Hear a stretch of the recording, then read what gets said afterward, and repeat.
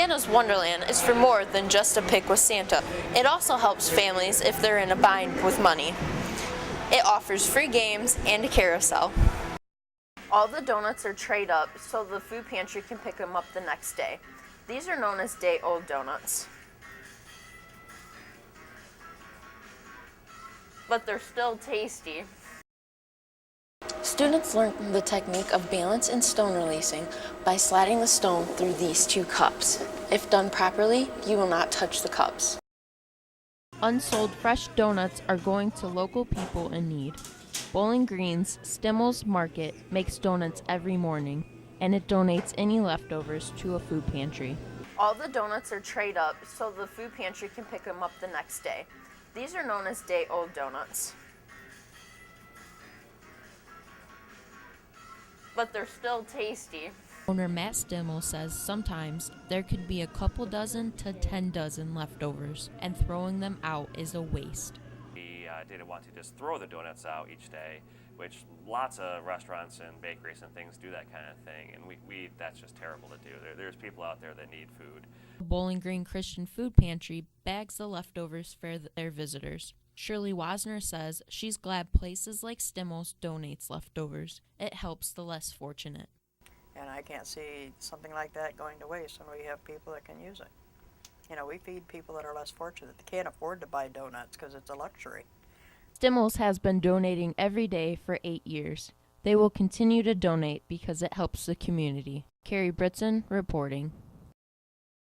Imagination Station celebrated Valentine's Day through science. Valentine's Day is usually about romance. Erin Driscoll says she's glad Imagination Station has a celebration for kids. It's a science-based, activity because kids can't really relate to Valentine's Day in terms of romance. Scientific sweetness included activities of giant peeps, candy geodomes, and super taster. Educator Jeff says it's a great way for kids to learn. So if you can get them to play around with candy and they're accidentally learning something, I think that's a great way for children around here to be able to learn something almost accidentally without them realizing it. The super taster activity was a crowd favorite, but not always the best taste. I figured we'd give you a PTC test and see if you're a super taster or not. So go ahead and just take that. You're going to place it on your tongue. And if you taste it gross, bitter tasting, then you are part of the small percentage population that are super. Nothing? Nope.